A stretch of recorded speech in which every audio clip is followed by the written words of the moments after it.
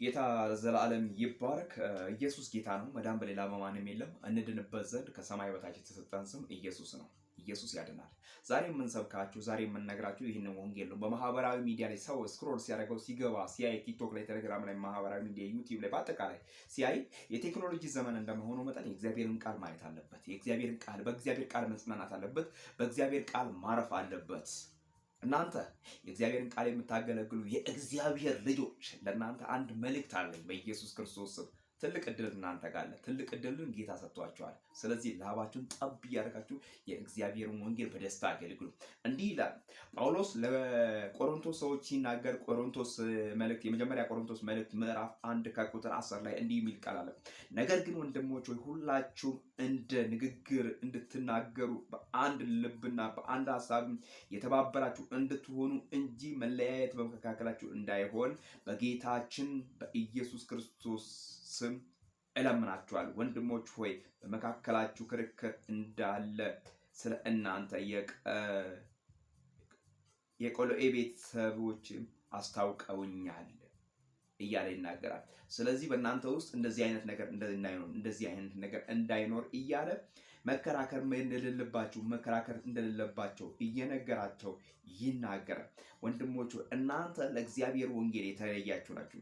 ስለዚህ ይላል ወረድ ብለን ደግሞ ስናየው 26ኛ ላይ እንዲህ የሚል ቃል አለ። ጌታ ለዘለዓለም ይባረክ፣ ምሕረትና ቸርነቱን በጎነትን ያደረጉ 26 ላይ ያለችውን ቃል ላንበብላችሁ። ወንድሞች ሆይ መጠራታችሁን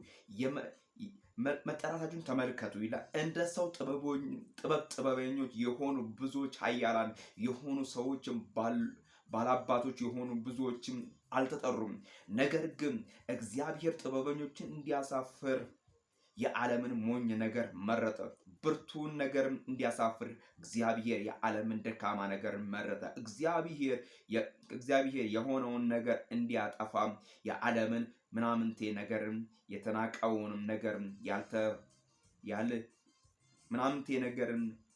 የተናቀውን ያልሆነውን ነገርን መረጠ። ስጋን የለበሰ ሁሉ በእግዚአብሔር ፊትም እንዳይመካ ነገር ግን የሚመካ ሁሉ በእግዚአብሔር ይመካ። ስለዚህ እናንተ የተመረጣችሁ በእግዚአብሔር አምላክ የተመረጣችሁ የእግዚአብሔር ልጆች ናችሁ። አየህ፣ ጥበበኞች እያሉ ኃያላን እያሉ እውቀትን ሳይንስን የሚሰነጥቁ የሚበታትኑ እያሉ እግዚአብሔር አምላክ ለራሱ ዓላማ ለክብሩ መልካም ቃል ሊያደርግ በሱ ሊገለገል ሊጠቀምበት እናንተን መረጠ እያለ ጳውሎስ ይናገራል።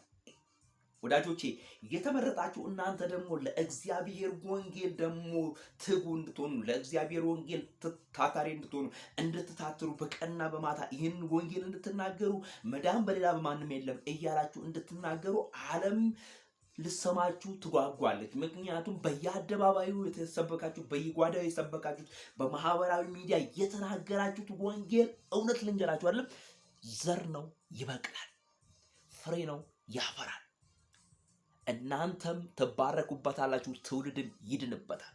ስለዚህ ይሄንን የእግዚአብሔርን ወንጌል ሳትደክሙ በብርታት በኢየሱስም እየጸለያችሁ ኢየሱስም ተናገሩ። ትውልዱ በኢየሱስም ተጠምቷል።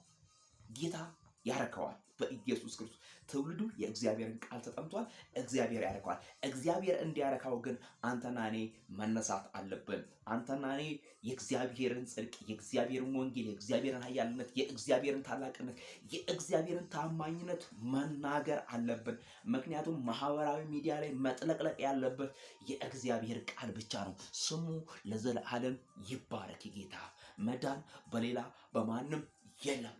እንድንበት ዘንድ ከሰማይ በታች የተሰጠን ስም ኢየሱስ ነው። ይሄ ለጥበበኞች አልተሰጠም። ይሄ ለአዋቂዎች አልተሰጠም። ይሄ ለምሁራን አልተሰጠም። ይሄ ለዶክተሮች፣ ለፈላስፋዎች በዚህ ዓለም እኛ ሳይንቲስት ነን እዛ ጠፈር ድረስ ሄደናል ለሚሉ ለነሱ አልተሰጠም። ሞኝነት ነው ለነሱ። ይሄ የእግዚአብሔር ጥበብ ለነሱ ሞኝነት ነው። እግዚአብሔር የዓለምን ሞኝ ነገር ምናምንቴ ነገር መርጧል። ስለዚህ የተመረጥክ አንተ በእግዚአብሔር የተመረጥክ በሰው ያልተመረጥክ ደስ ያለህ የእግዚአብሔር ወንጌል አገልግለው። ኢየሱስ ያድናል።